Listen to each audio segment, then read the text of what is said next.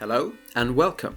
You're listening to Lore and Legend with your host Rick Scott, bringing you legendary tales inspired by the rich traditions of world folklore and mythology. Today we're going to be having something a bit different. Our guest teller is Sara Pearl.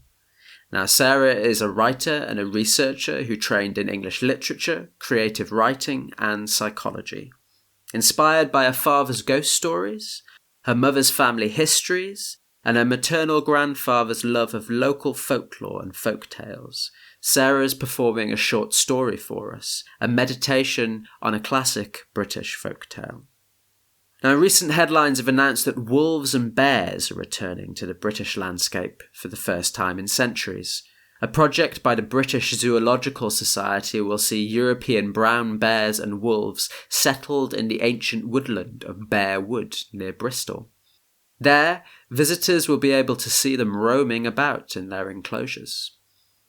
Now, in the folklore of the British Isles, there are many stories and reports that purport to deal with the death of the island's last surviving wolf. Wolves once roamed the British countryside. They often grew to sizes that rivaled those of Arctic wolves, and they were loathed and feared for the danger that they presented to travellers and to farming livestock. They also had the habit of desecrating human burials, and it was perhaps this that made them most hated of all. Eventually, the practice of offering bounties for the hunting of wolves, combined with large-scale forest clearance, led to their extermination. Many local folklores claim to relate the story of Britain's last wolf, dating its death as early as the 14th century and as late as the 18th. Claimants include the village of Lugun in Cornwall, the village of Bartumley in Cheshire, Perry Oaks near London, Worm Hill in Derbyshire, and the county of Moray in Scotland. But Sara's story today is inspired by one of the best known tales, hailing from Lancashire in Cumbria, where England's last wolf is said to have been struck down on the beach beneath the limestone crags of Humphrey's Head. I first heard a version of the tale from an activities instructor in the Lake District, who ran a business called Last Wolf Adventures and went by the name of Wolfie. The tale is told that the local noble family, the Harringtons, had sworn to exterminate the last wolf in the county and, it was said, in England.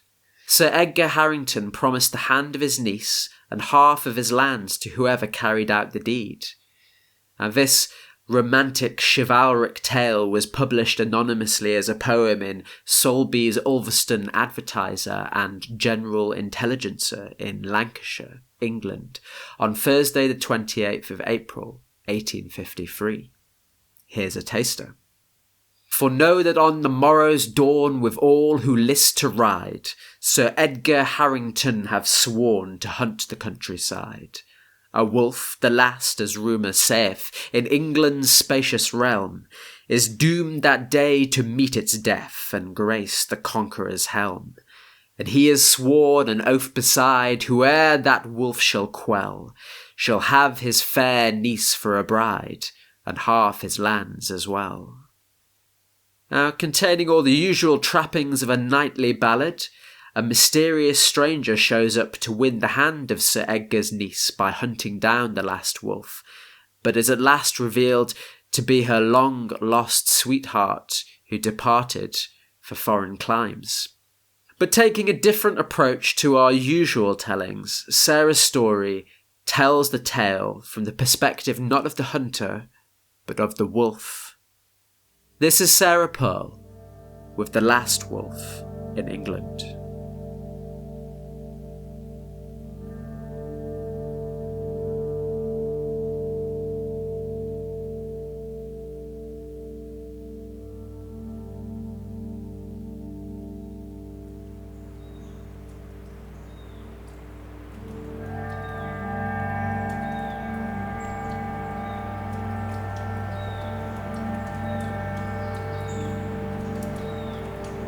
On nights like this, I think I hear them in the heart of the storm. Those lost voices echo, echo from a throat of stone, resounding round the cold, curved caverns The wind walls kick up foam flecks from a heaving sea, their hunt hurtling toward the horizon. The gale eases to a breeze, each drop echoes, expanding to fill the silence. I search the surf, ears up, paws poised on the lip of limestone. Great boughs lie broken on the battered beach. A long, low lament, like the call of some extraordinary bird, pauses my pores. It is the other pack, the two-leg pack. I am fast, I am smart, I know the land. The echo returns. Am I fast enough? Am I smart enough? Do I know enough? Past the crest of storm-bent hawthorns leaning inland, past the cliff housing my home, I dive into slippery seagrass, starry blue swathe, heading northeast across the rain-slicked plain. From the northwest, the sharp bark of yappers, the whinny of knaves, murmurous laughter multitudinous. Mud tugs at my pores, mist raises the night map to my nose. Here a vanished fall, updraft or vowel. Here a rabbit's terror in the fox's teeth. Here bitter disembowelment. Here an old badger loves. Here a hedgehog grieves. I could find them all, follow them, excavate their lives breath by breath. None will save me. The mist catches in my fur in tiny constellations. Two legs have poor noses and slow pores. Their ingenuity lies in hives that rise, the claws they forge, the circles they cut from the sun. Like ants they farm, like bees they build, like wolves they hunt. They enclose froth-fleeced mutton, boiled beef, snuffling pork, like honey in honeycomb, fiercely defended. Without the yappers, they cannot find me. Without the knaves, they cannot reach me. Without numbers, they cannot overpower me. A strategy crystallizes in my brain. I am no creature's prey. I will make the land itself turn and tear them in its teeth. Behind me to the southwest, a great cry goes up. They have my scent. The chase is on. I leap forward. Sapling-sized trees at last dart past, left, right, and round, doubling back. Feathered ferns fly under my feet.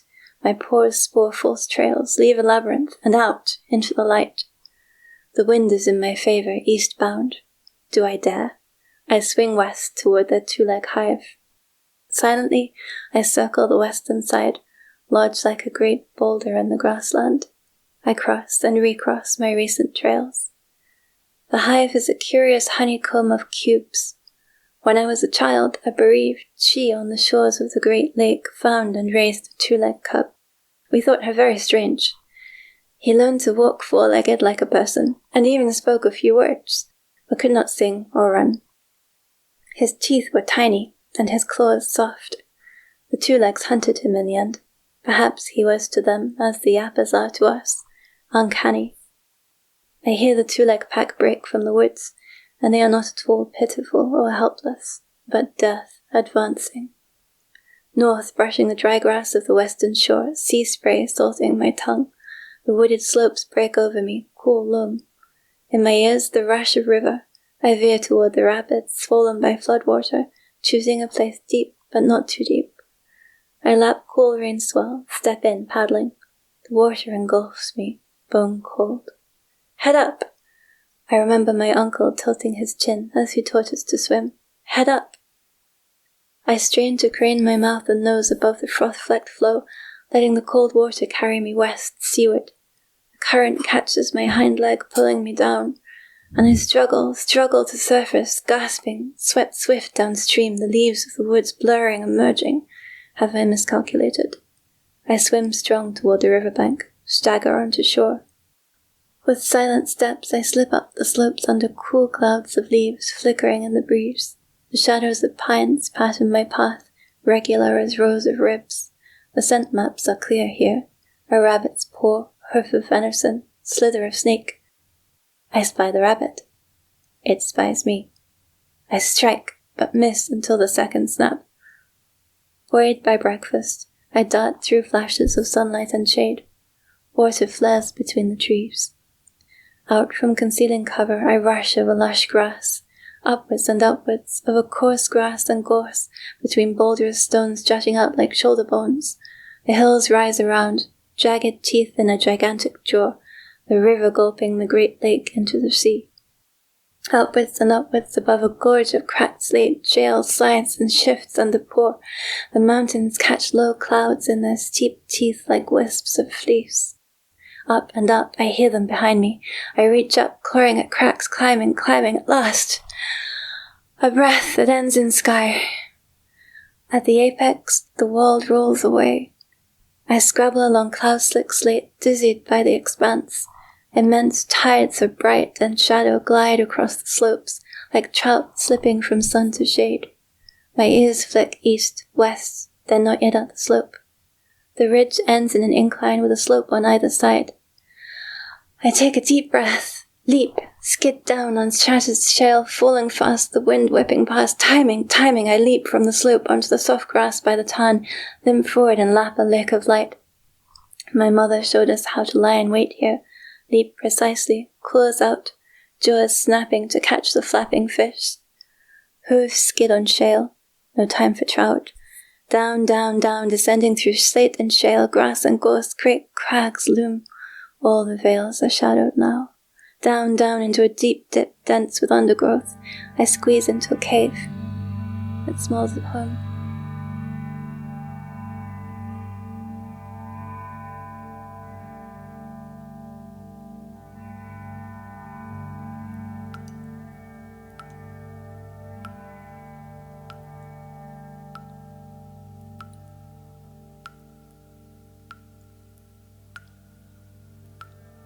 Steady blink of water in the darkness, like the heartbeat of the earth. They will be searching the riverbank, or the top of the hill. I wait, listening.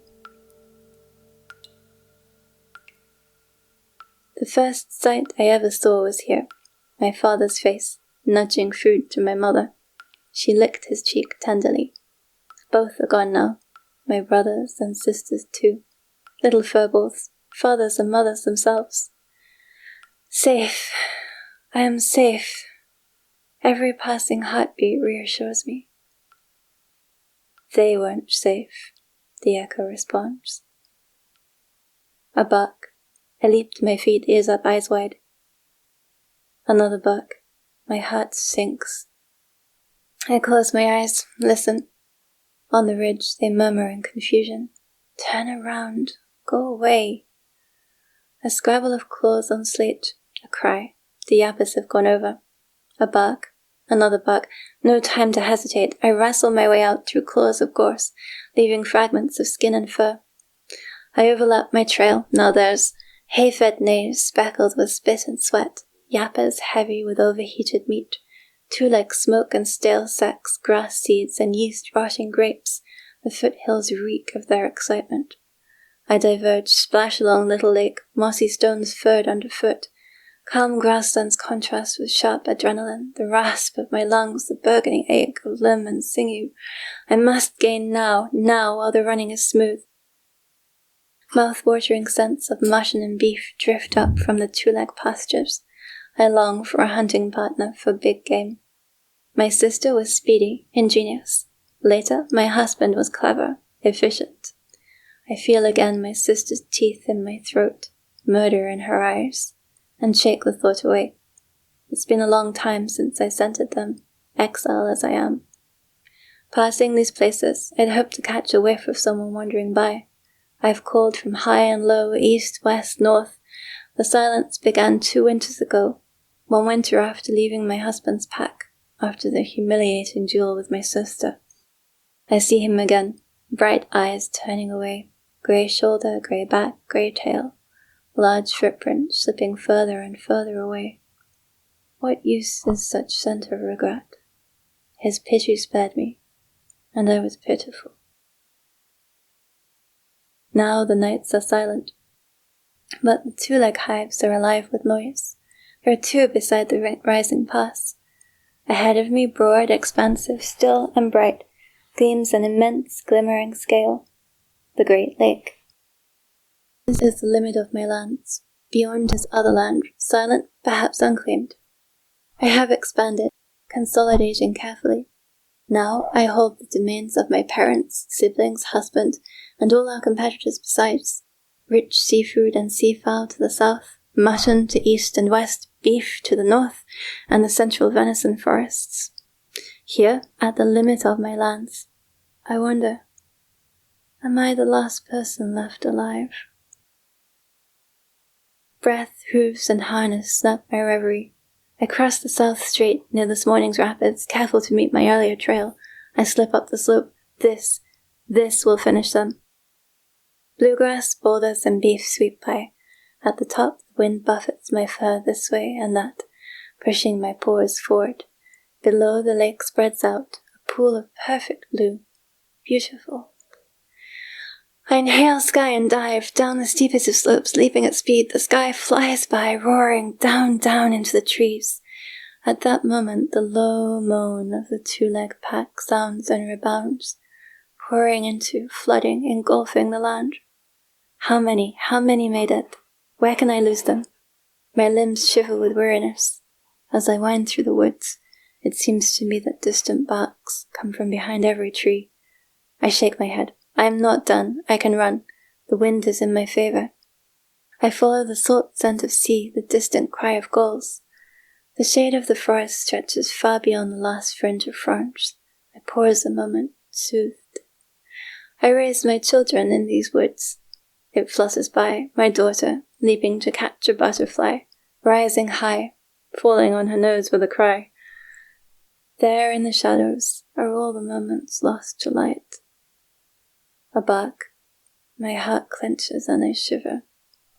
I step into the sun, tree-tall legs and foliage fur running ahead of me, already halfway there. The tide has retired to the horizon, even crabs, starfish, and shells. Shelduck, curlew, and redshank are already picking their way among abundance. I run forward, paws sinking through soft surf. White wings rise with cries around me like a snow squall. I trot along the water's edge as my footprints fill. To my left, sky and seaborne stars glitter in the rising dark. My shadow runs darkly through the waves. A bark. I wade onto shore along the familiar route home, forcing my feet across dark grass. Night is on my side. Maybe they won't follow. Maybe they'll lose the trail. Maybe I can go home. I am so tired, a weariness beyond weariness. Legs so heavy it feels I'm swimming underwater. Maybe I can rest. But the wind changes, slowly blowing toward the shore. The familiar U-topped ridge rises on the horizon. Home. I have a trap there, in the place I know best. I am confident of success. But the grassland wavers in front of my eyes, undulating, rippling. I stumble.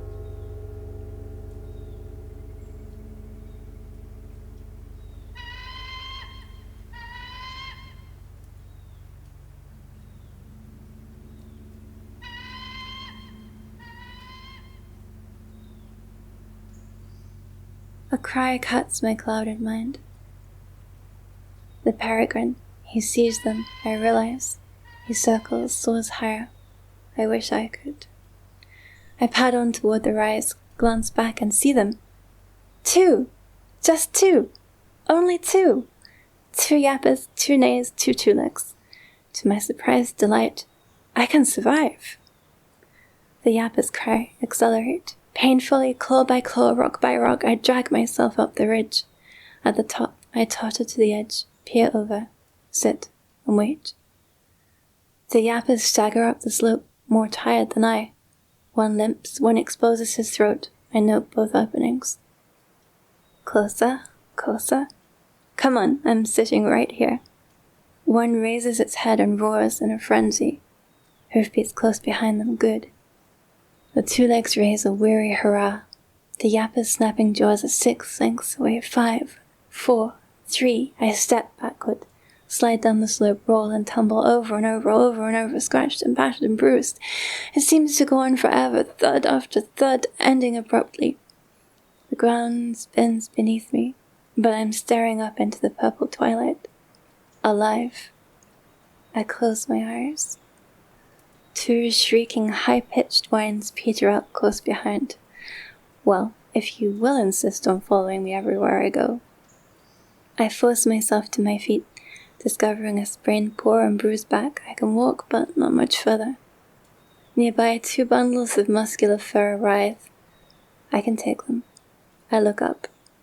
The grey Nay, head reared back, eyes white, bulks at the cliff. The two-leg rider looks down at me. I look up at him. At his eyes, anger, frustration, exhaustion, defeat. He turns away. I feel a weary elation. I hobble along the beach. A bone-chilling scream rebounds from cliff to cliff. I turn to see a huge white shape plunging over. The white Nay, long limbs twisting, bending, breaking as it tumbles over and over, crushed under its own great weight. The yappas skitter out of the way as it lands with a sickening thud, limbs contorted, eyes wide, gnashing teeth frothed with blood. The two-leg forced it over. We hunt to eat, to live, not to die. What is this? This isn't a hunt. What is this? The yappas run toward the Nay, no, toward the two-leg rising unsteadily from the twitching mess of flesh. I lope lopsidedly along the beach. My feet keep running reflexively. What is this? If this isn't a hunt, what is this? The two-leg is behind me, advancing, leaning on a tree branch like a third leg. We progress along the beach under a rising moon. Four struggling, bleeding creatures. The two-leg is breathing heavily. I smell its blood. The yappas are fussing over it like it's their family member. I wonder whether the Nay felt that way too. I clench my jaw, drag paw over paw, forward, forward. The two-leg paces me now. In an odd parody of companionship, we stumble along, limps identical. I glare and snarl a warning. It looks back tiredly, with certainty, the gaze of a hunter sure of its prey. It calls and the yappas leap, sinking claws and teeth through fur and skin, gnawing agonizingly. Teeth grate on bone. My hind leg collapses. Night arrives, in black spots swarming over the beach. Blindly, I sweep claws across its face, feel its jellied eye collapse. The yappa falls away. Its companion glances back. I catch it hard by the throat and throw it, where it lies on the sand, breath gurgling out. First rushes to its side, whining. I crawl forward, paw over paw. The two-leg paces me patiently. It is waiting for me to die.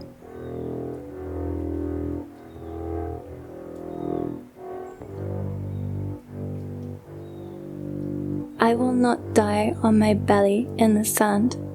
With rage, with fury, I will every fiber of my being to stand. I study the two-leg carefully. It's a duel, I realize. It was a duel from the start. Many against one. Cowards. I search its furless face. It meets my eyes with a flicker of uncertainty. For the first time, it faces me alone. For the first time, I smell its fear. It is enough. With everything I have, I leap for its exposed throat, jaws open. It moves its hand. Midair, my chest bursts. My breath splutters out, blooded. I fall. Everything is blood. My blood. A sapling stands through my ribcage, pointing out toward the horizon. The bone-pale moon looks like a shell, or a butterfly. Like my daughter, leaping. My husband turning away. My sister's eyes, my brother's. The first sky I saw, scent of mother, milk and morning. The two-leg's hand blots out the moon as it uproots the tree. And my blood floods the sea.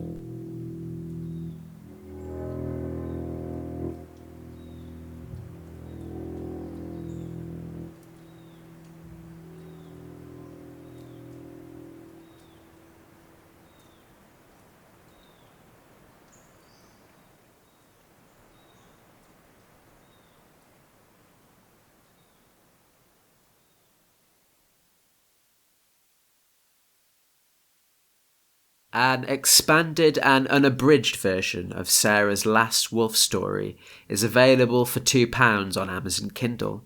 You can search for Last Wolf by S. Pearl on Amazon, or you can find the link in our episode description and on the blog post on our main website.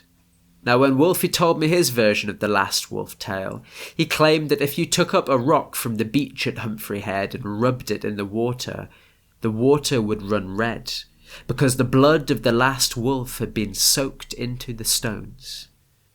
Now that's a nice detail, and it might be down to something to do with iron deposits in the local limestone. Perhaps a visitor to Humphrey's Head could confirm this for us. Sarah has made her own pilgrimage to Humphrey Head recently, although a closure on the beach prevented her from confirming the tale about the rocks that bleed wolf's blood. You can read an account of her visit and her meditations on the Last Wolf tale by visiting loreandlegend.co.uk or the new Lore and Legend e-journal on medium.com. Now, Sarah researches deeply into the subjects for her stories, and the Last Wolf in England was no different.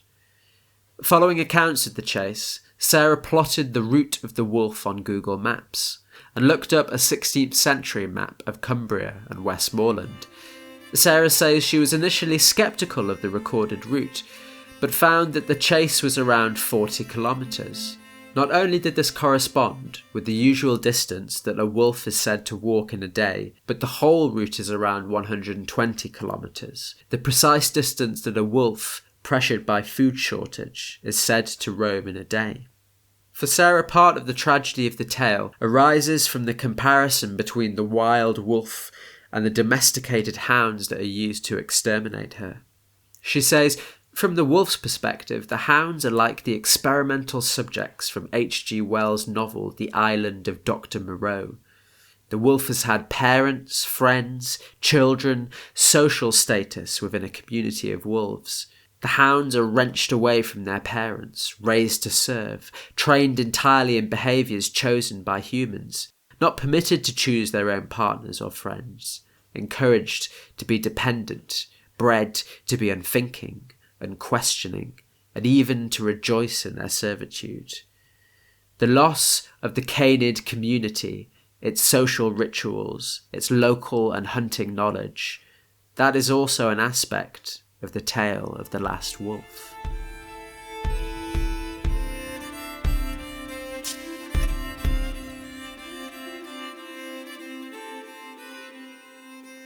You've been listening to The Last Wolf in England, a bonus episode of Lore and Legend with our featured guest teller Sara Pearl and your host Rick Scott.